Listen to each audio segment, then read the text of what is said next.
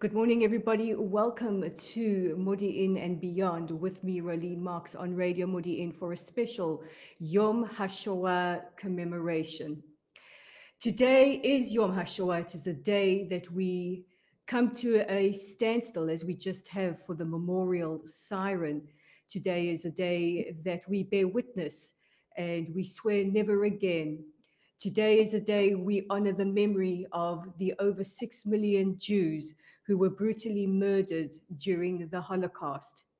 Today is a day that we honor the brave heroes and martyrs who just 80 years ago stood up against the Nazi war machine in the Warsaw Ghetto, fighting with all their might. Today is a day that Yad Vashem has set aside to honor and mark 80 years since the Warsaw Ghetto uprising. Yom HaShoah is a day that is different to International Holocaust Memorial Day because it is a day that we in Israel and Jews around the world mark and commemorate specifically the murders of 6 million Jews. International Holocaust Memorial Day on January the 27th is a day set aside by the United Nations that is dedicated to remembering and preserving the memory of the Holocaust and all its victims. We also remember that the Holocaust wasn't just carried out by the Nazis, but also by their collaborators in other countries like Lithuania.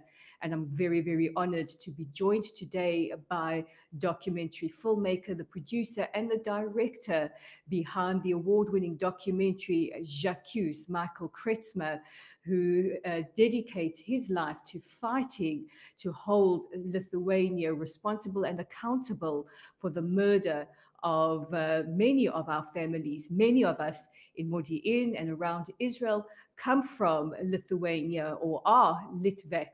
Michael will tell us all about J'accuse and the fight, not just to hold Lithuania accountable for the murder of our families and for Lithuanian Jewry, but also to restore the honor of Lithuania's Jewish community. Michael Kretzmer, welcome to Modi'in and Beyond. Thanks, Rolene, and what a pleasure it is to be with you, and especially to be in Israel on a day like this. We can't hear you, Michael. If you could turn your microphone on, please. My microphone's up to the maximum. Can you hear me now? Still can't hear you. Okay, hold on. About now? We've got you. Michael, welcome to Modi'in and Beyond. Today is a sacred day. The Shoah, the Holocaust, did not start with the gas chambers and with the death camps, but it started with words and deeds carried out by the Nazi annihilation machine and their various collaborators. And it wasn't just the Nazis who are responsible for the murder of our families, for our ancestors in the forests of Lithuania, in the fields of Ukraine, are the souls of our family members. Now, you have made a brilliant documentary. It's called J'accuse. It is winning critical acclaim. It is winning awards. And when I heard the title J'accuse, it took me right back to the Eichmann trial when we heard Zvi Hausner's iconic opening argument saying, J'accuse, you are accused. And I felt that it's a very, very apt title for calling to account the Lithuanian government and seeking justice and giving voice to those who don't have a voice for themselves. Can you tell us about the premise behind this documentary? What made you do it? Yes, Rolene, I don't know if you heard my first comment. It was just to say how wonderful it is to be in Israel on a day like today and to be talking to you. We still can't hear you. We're battling to hear you. I honestly don't know why, I'm afraid. I thought you could hear me there. Can you hear me now? Yeah. Oh, okay, good. Shall I put up this? I beg your pardon?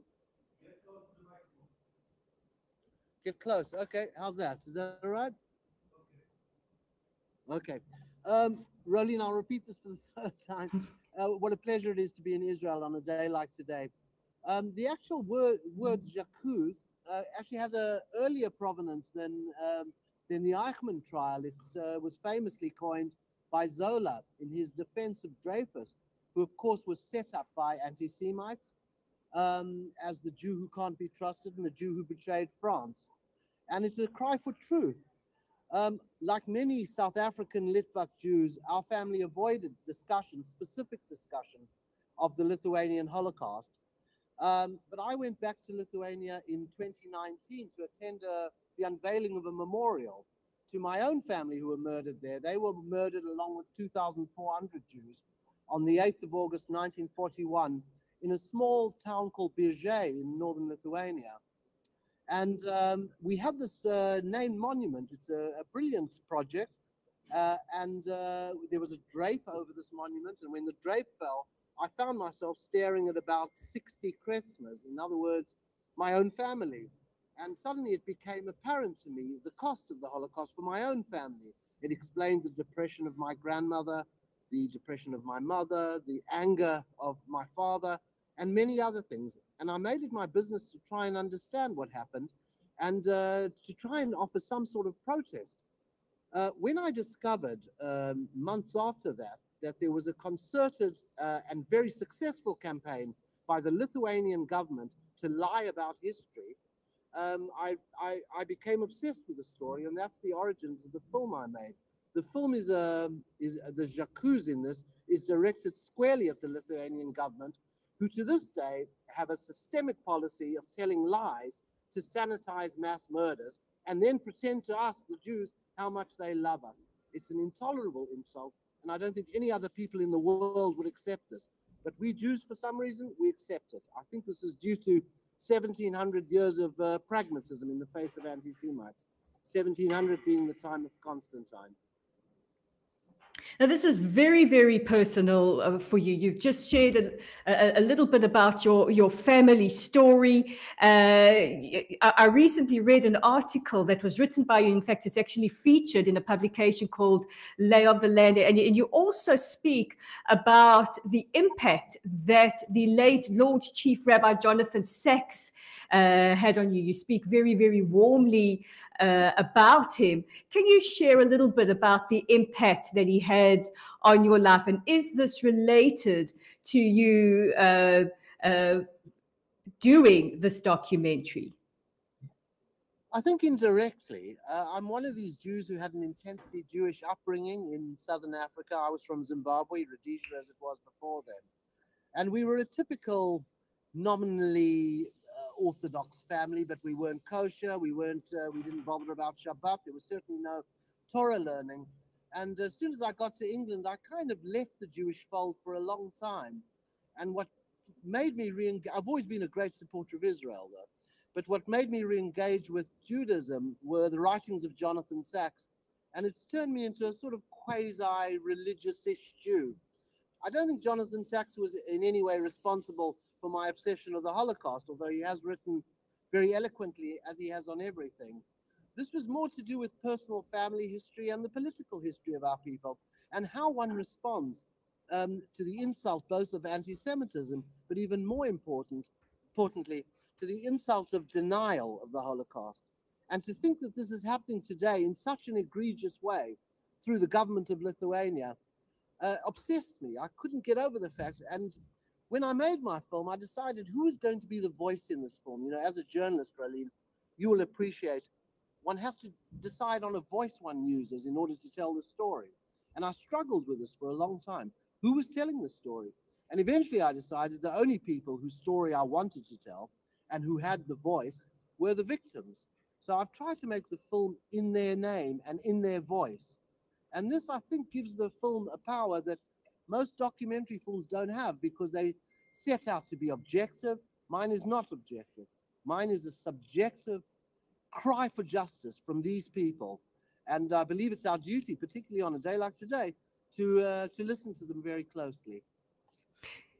He was absolutely the most extraordinary man, and you've really had a lot of extraordinary people as part of J'accuse. We spoke to Grant Gochin, who is featured in J'accuse on International Holocaust Memorial Day. He shared his personal story. He also spoke about somebody who is absolutely pivotal, and that is the incredible Sylvia Foti.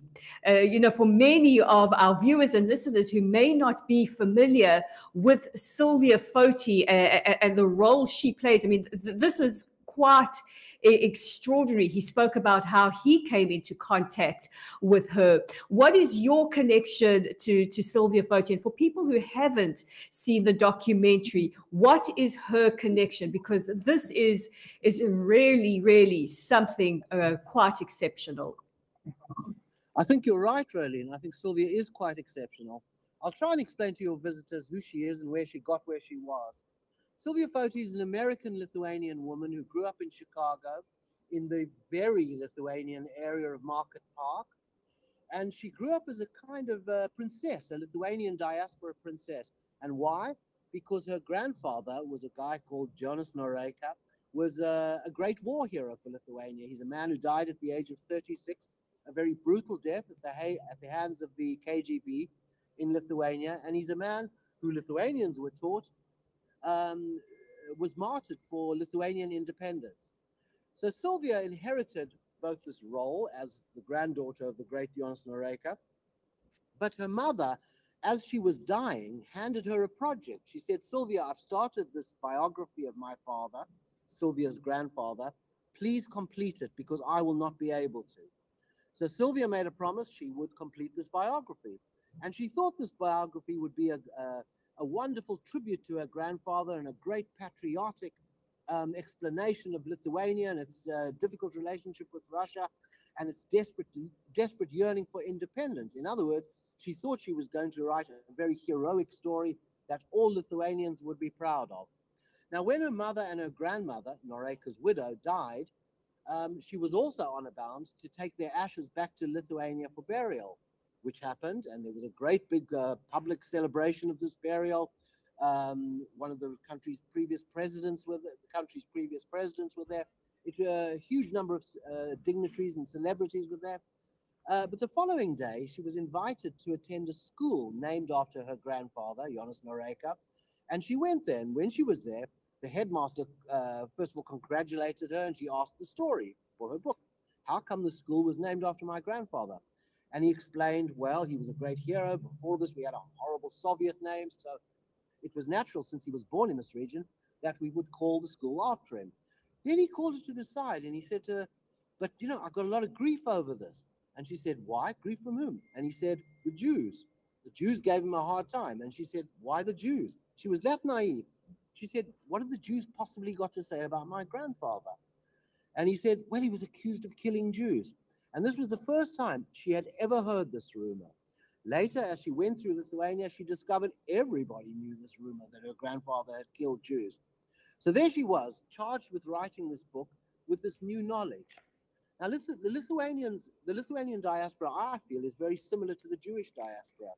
They are very insular, well, quite insular to a degree. They're paranoid. They have reason to be, given their history with Russia. They're very tribal. They're very close. They live together. So Sylvia was suddenly faced with this conundrum: what to do about the unfortunate facts of her grandfather. And I invite your listeners to ask what they would do. What would you do if you were writing a story about a great Jewish hero and you discovered he had a very dark side? And Sylvia took about 20 years to do this. It required years of therapy, but because she's a woman of great faith, she's a practicing Roman Catholic, and huge moral conscience and just great personal qualities, she decided she couldn't ignore this. She had to tell the full truth.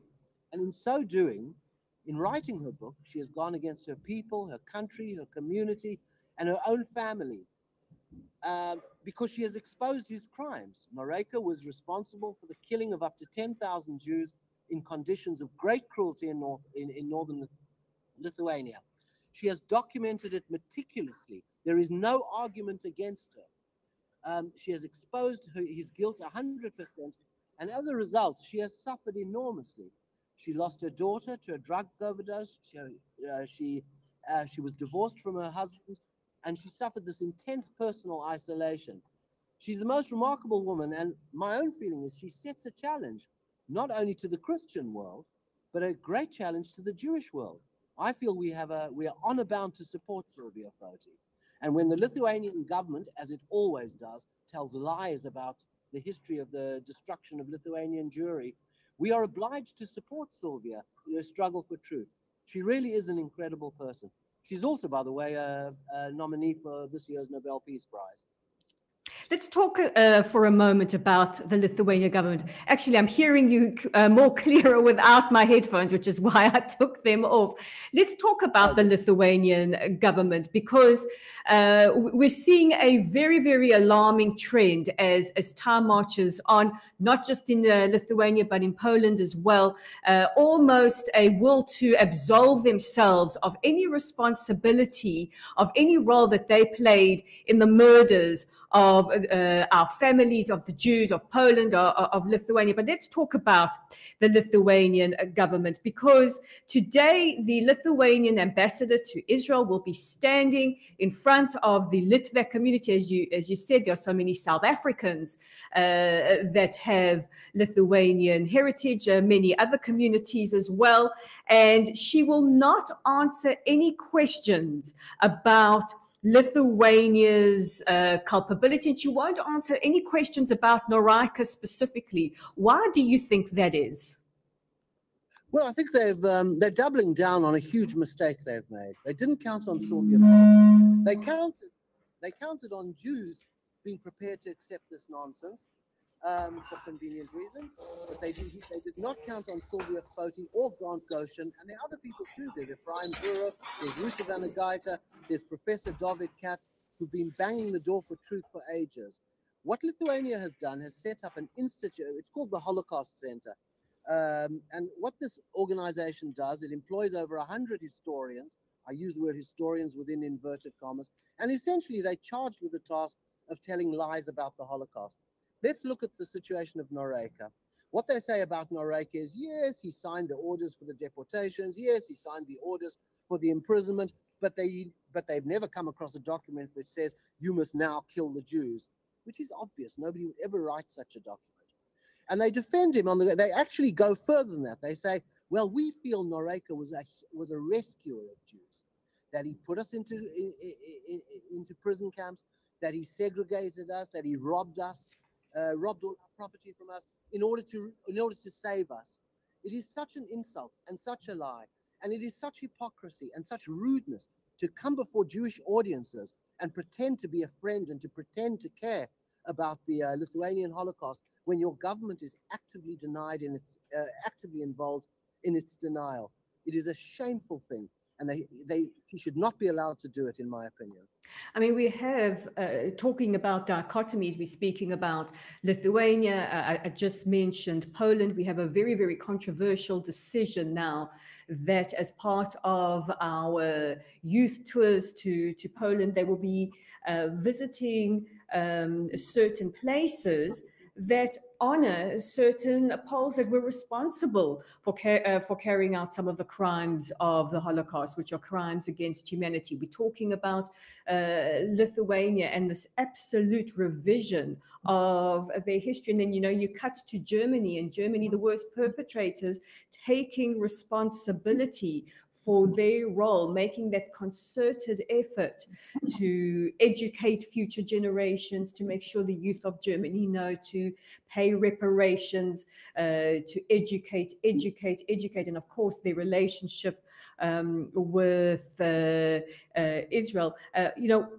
Something that I also find quite staggering, because I've been following both Grant's op-eds in the Times of Israel on Lay of the Land, as well as Sylvia Foti, who recently wrote about lawsuits that Grant had filed against the Lithuanian government. I think there are about 9 lawsuits, and she writes in her op-ed about how the Lithuanian government has kind of rigged these lawsuits and yet claim victory. can you please put this into some kind of perspective for us? Well, yes. Grant launched all these lawsuits, and the substance of his case, which is that the Lithuanian government and its associated instruments, be they the courts, the public prosecutor, whoever, are all actively engaged in Holocaust lies. And they've never dealt with the substance of his issue. They always dismiss his legal actions on the narrowest of technical grounds. And then they stand before us and pretend to care. They put on that sad Holocaust face of theirs. And it's an insult. It's an insult. I mean, Lithuanian diplomats and consuls are always going to Holocaust memorials. Honestly, I sometimes think they have a holiday home at Yad Vashem. They're given such propaganda opportunities there. But ordinary Jews should see through this and should ask them and should insist they answer the questions. Why do you actively, systemically tell lies to defend Holocaust murderers? And if you are determined to do this, how can you possibly pretend to care about the Holocaust and to care about the Jewish people? Even a child can see this. I understand there are pragmatic reasons for having Lithuania as a friend. I use it in inverted commas. Sure, that's the life of a nation state, and one has to make compromises, however filthy they might be.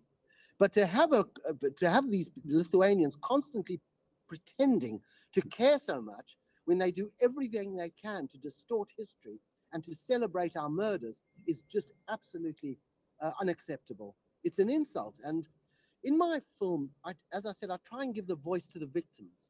What would they say? What would their response be to the Lithuanian ambassador yet again going to Yad Vashem, putting on her stupid, sad face, when she's the one who's defending the person who killed a lot of these people? It's just, I don't think any other country in the world would accept this. For some reason, we do. Let's talk about other countries, because what has their response, if any, been to this? And have they responded in any way to Jacques? I see the documentary, which is absolutely brilliant. I implore my listeners, if you are able to see it, please go see it. As Michael, who so brilliantly put together and who has just said he's giving voices to the victims, because it is those voices that count. It is restoring their honor. What has the response of the international community been? I'm not really to the film. I made the film for almost no money. I made the film for $30,000, and to be honest with you, Rolene, I made it in response to a personal promise I made that I would do my own little bit to avenge the murders of my family, and to try and do something to promote truth. I never expected it to see the light of day. I thought it would die a death on YouTube, but at least I'll have done what I can do, because I used to be a filmmaker, and that's my only weapon. Since then, it's been seen across the world. It's won, I think it's won 100 awards and selections everywhere. Governments as yet have not had a response, but we are starting to chip away at this, and I'm optimistic that it will be shown and be discussed in Europe and the United States. It's also being beamed across Lithuania over Yom HaShoah and tomorrow, so it'll be interesting to see if the totally innocent Lithuanian people have something to say about their government holding them hostage in this way. However, my own view is that this is the fight of the Jewish people, that we, the Jewish people, should not accept this outrage. It's time to raise our voice. And I ask you, would any other people in the world accept this? Would black people accept it? Would Irish people? Would Arab people? Would Muslim people? Nobody would accept this insult. But we do, time and time again. Every time you see the Lithuanian ambassador putting on the sad face at Yad Vashem, remember, this is an insult. And we take it time and time and time again. And I think at the very least, we need an explanation as to why this is allowed. We're speaking to Michael Kretzmer. He's the producer and director of the movie Jacques, a brilliant, brilliant documentary. We're going to take a short commercial break. When we return, more with Michael Kretzmer.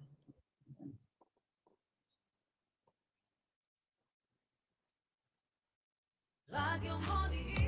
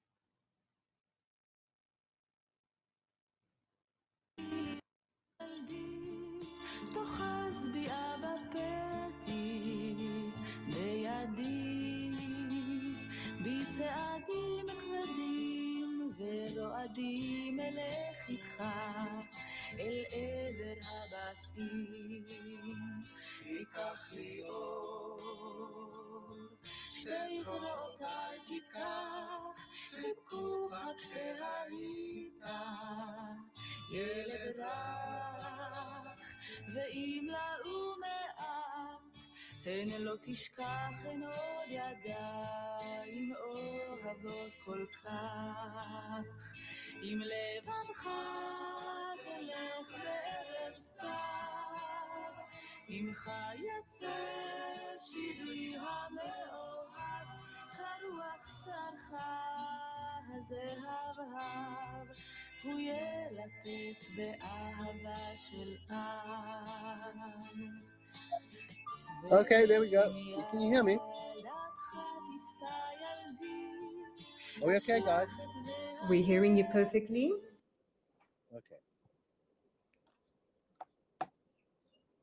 We're back on Modiin and beyond on Radio Modiin. I'm Rolene Marks. I'm so thrilled to be speaking to the producer, the director of J'accuse, the award-winning documentary. If you haven't seen it and you see it advertised in a city near you, I know it was screened in Ranana, please go and see it.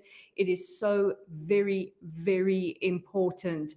Michael, we're talking about Lithuanian Jewry and the murder of so many of our ancestors. I wonder if you can share your family's personal story with us. Where in Lithuania did they come from? What was their experience? Really, in my family, well, I'll talk just about my father's family because my mother's family was, I don't know as much about it. But my father's family came from a little town called Birge, where Jews had lived for 600 years. It was a very mixed community, although it was largely, like most of Lithuanian Jewry, mitnat Giddic, i.e. not Hasidic. There were Hasidic shuls, there was a Chabad shul there. There was even a Karaite shul. For those who perhaps don't know, the Karaites was a very ancient branch of Judaism, which never even embraced the Talmud and oral law. It was typical in many ways. The Jews were 40% of the town. They ran 70% of the businesses. There were, I think, 4 synagogues, 3 study houses, private cheders everywhere. There were music groups, drama groups. There were all sorts of youth movements. Some were socialist Zionists. Some were more on the Jabotinsky side. Some were religious. I think there was a Bnei Akiva there, or the forerunners of it. And this was a community that produced many, many great people. And what happened is, as soon as the Russians left, and even before the Germans arrived, the persecutions began. It started, I believe, with they used to carry out these celebrated murders that were intended to just send a clear signal to the Jews that times have changed and you are now no longer human. They dragged a very loved doctor out. He was a doctor to the whole town, and they murdered him. You know, when I went back in 2019, there were still people who remembered this man's act of kindness. And after that, what happened in Birge was fairly typical across Lithuania. The Jews were imprisoned. They were systematically robbed at every level by every kind of criminal, both official and unofficial. The girls were subjected to all sorts of indignities and humiliations, usually culminating in various forms of rape.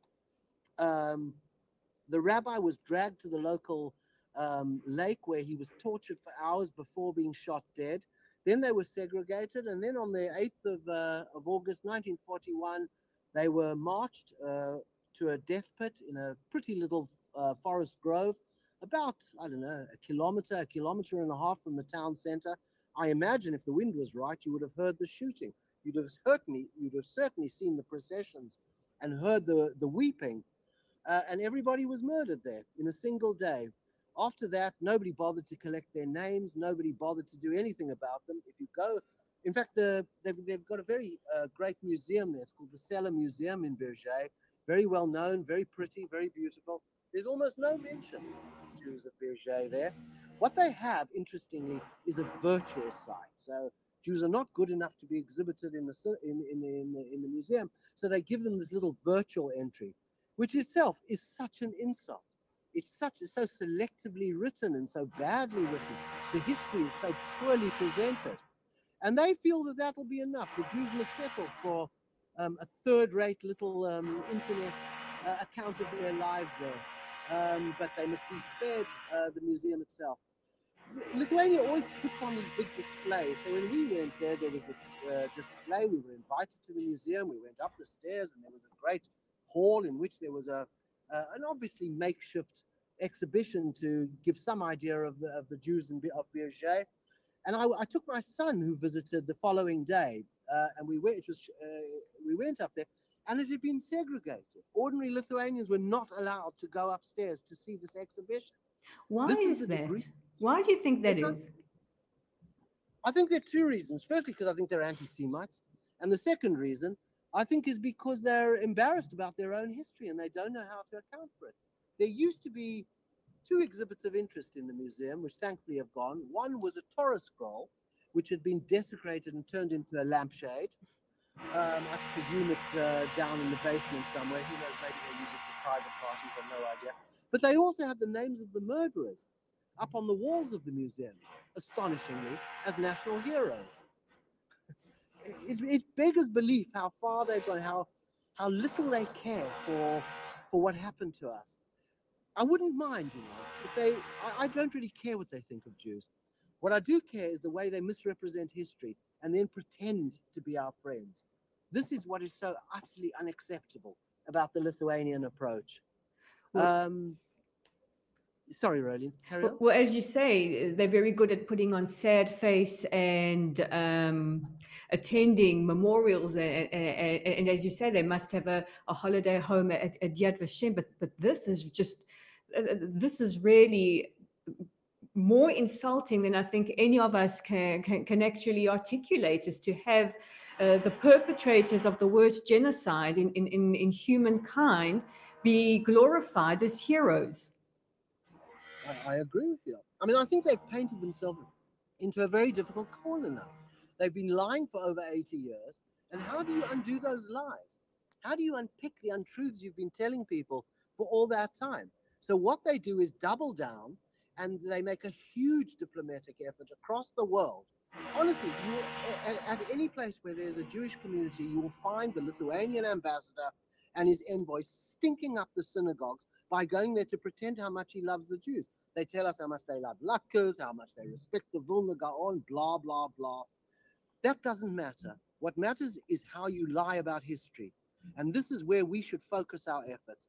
I would hope Yad Vashem has something to say on this, and perhaps there are people listening to this who will ask them. I realize Yad Vashem has a difficult task, but the way they allow Lithuania to use Yad Vashem for propaganda reasons is simply unbelievable, in my opinion. Let's talk about Lithuania today, because Lithuania is a great epicenter of culture. They're very proud of showcasing that. They want Lithuania to be celebrated, but there is a very, very dark and nefarious past that they need to be held accountable for. How do we go about doing that? What is the challenge that you put out to all of us? Well, it is difficult. All nations, particularly in Eastern Europe, have very difficult histories. In fact, all nations have difficult histories. And the way we navigate them is very complex. But you still have the obligation to tell the truth. Now, as I say, I wouldn't mind if Lithuania said nothing about the Jews. But the fact is they have a thriving heritage industry now, where you're brought there and you're fed a whole bunch of lies about Jews all being communists and this and that. And you're supposed to accept this, at the same time accepting their sorrow for the Holocaust, which of course had nothing to do with them. That was all Nazis. To also, they ask us to understand that they're the victims of the Soviets and the Russians, which I have to say is true. Anybody who lives close to Russia know that it's not the best of neighbors. And Lithuania has indeed suffered greatly at the hands of Russia. I, for one, would be more than prepared to empathize with that history if they didn't go on to lie about their own history with the Jews. I think all we can do is insist that they stop telling lies. From then on, it's up to them. And they cannot continue to pretend to be a disciplined and ethical member of NATO and EU and the rest of it, while pursuing this systemic policy of lying. Especially as time goes on and we lose more and more survivors on a daily basis. So the impetus is on us to bear witness and tell the stories of our ancestors. We often say unto every person there is a name, and so many of us, our names may be a little anglicized, but come from the villages of Lithuania and the shtetls across Europe. When I was speaking to Grant, one of the things one of the issues that he raised is he advocated for anybody of Lithuanian ancestry to apply for Lithuanian passports. I kind of loved his logic around that. What are your thoughts? His logic was that, that's honoring our memory. That's saying we were there, we were citizens as well.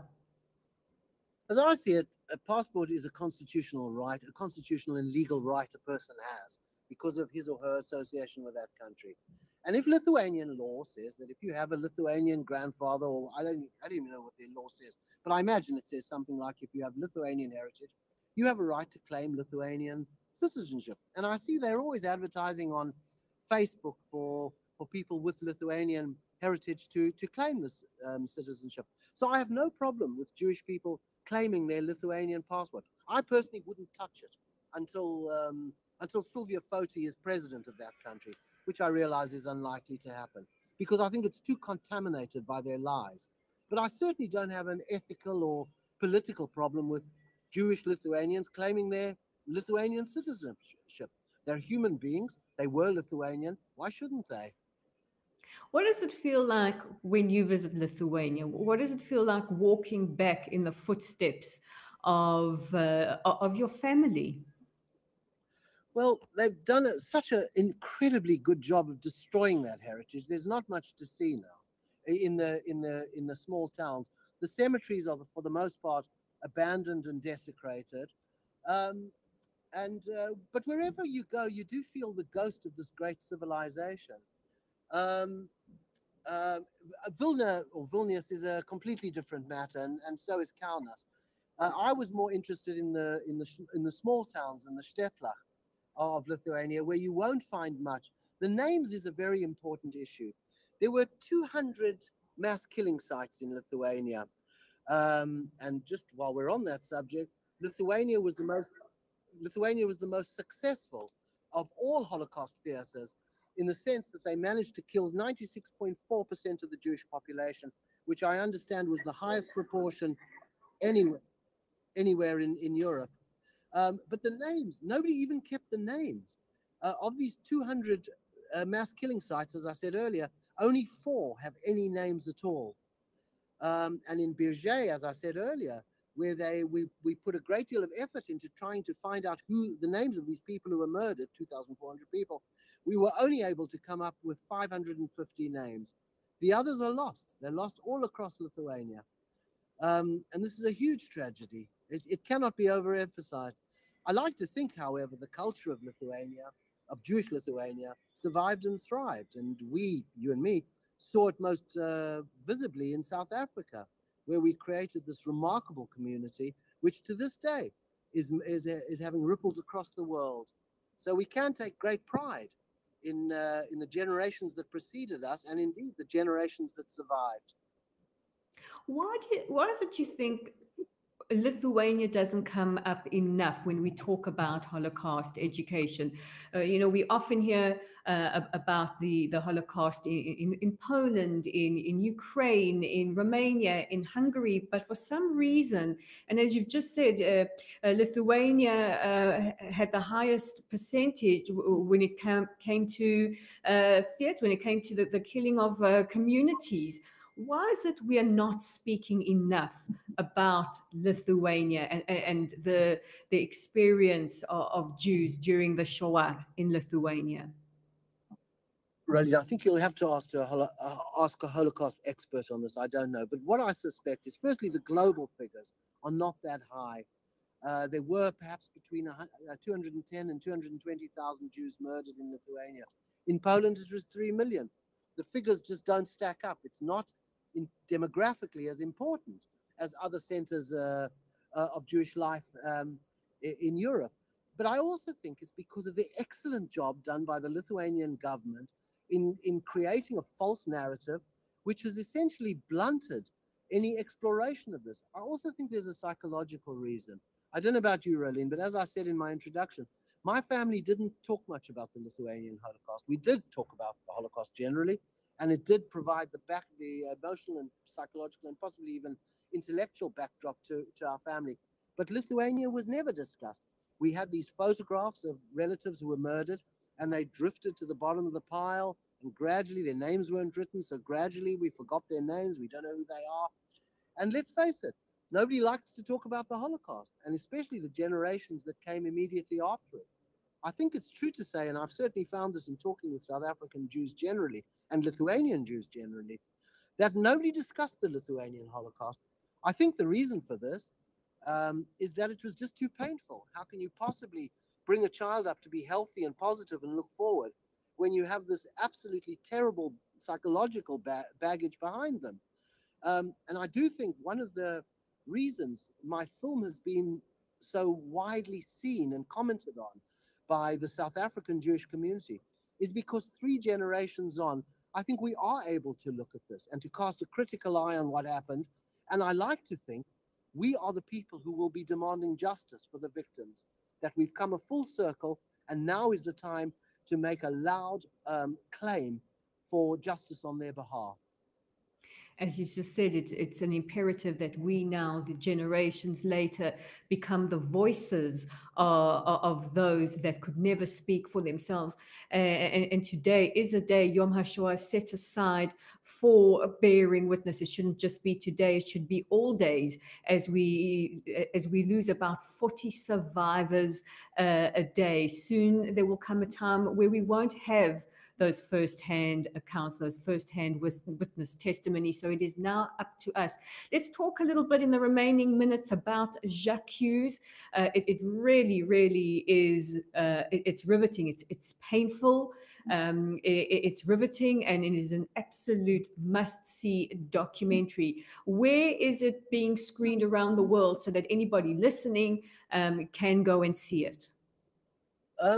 Rolene, we haven't got a very slick PR operation. I made this film, as I said, for no money. We have no marketing budget. We have no marketing expertise, yet it has been shown right across the world. In Israel, it's been shown at Renana Town Hall tonight. It's sold out, I believe. I think it's being shown at Bet Vilna in Tel Aviv tomorrow. This was done at short notice, and I think a lot of tickets are available. It's also being shown at a synagogue in Jerusalem. The best place to look for, I'm afraid I can't remember the name of the synagogue. But the film is free. I've made it free to anybody who wants to show it. So if there are any listeners out there who can arrange a viewing with, and I would encourage people to watch it collectively with other Jewish people, because there is something in the common experience of watching us that electrifies something, that gives us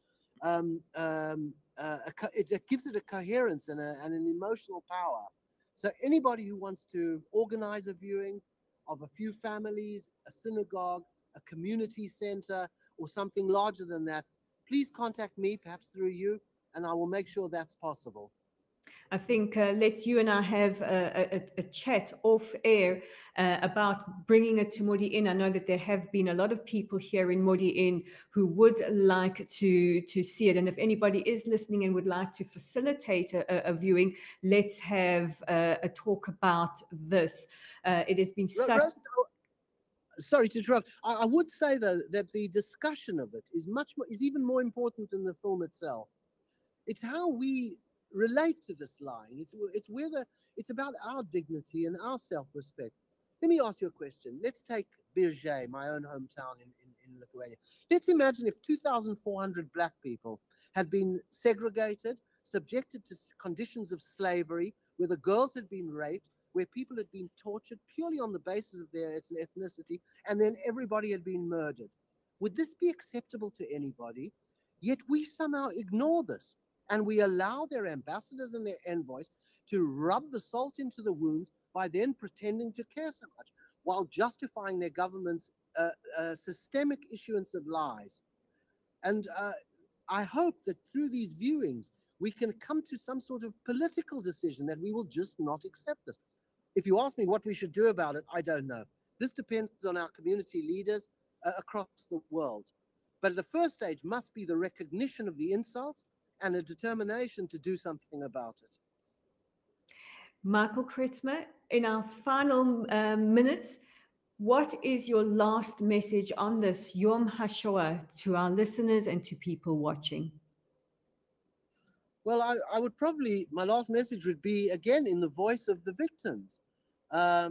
It's not really difficult to work out what they would say and what challenges they would set. They would say, how dare people have done this? How dare people lie about it? And what are we going to do about it? If we have any self-respect and any dignity, we must oppose this in any way we can and not allow this charade of forgetting to continue. And I hope my film plays some small part in the renaissance of Jewish pride in this regard and the determination to force Lithuania in any forum we can to be accountable for what it's doing today. Michael Kretzmer, the producer and director around the award-winning, critically acclaimed documentary J'accuse. Please go see it wherever you can. We're going to try and get it to Modiin. I cannot thank you enough for talking to us on this most sacred day, Yom HaShoah, for giving voice to Lithuanian Jewry, for giving a voice and bearing witness and giving testimony to the thousands whose voices and whose stories were lost for generations. We will not let their deaths, their murders be in vain. I want to say thank you to my engineer behind the scenes, Pe'er Atia, working hard to make sure that all technical gremlins were dissolved. Thank you to you, our listeners, and I will see you again next week on Yom HaZikaron. This has been Modiin and Beyond on Radio Modiin with me, Rolene Marks.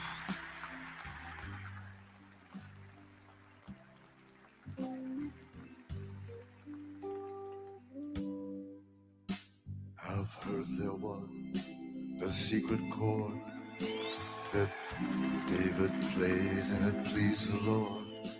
But you don't really care for music, do you? It goes like this: the fourth, the fifth, the minor fall, the major lift, the baffled king composing hallelujah, hallelujah. Hallelujah, hallelujah, hallelujah.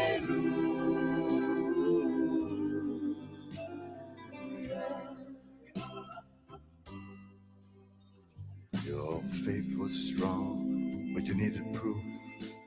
You saw her bathing on the roof, her beauty and the moonlight overthrew you.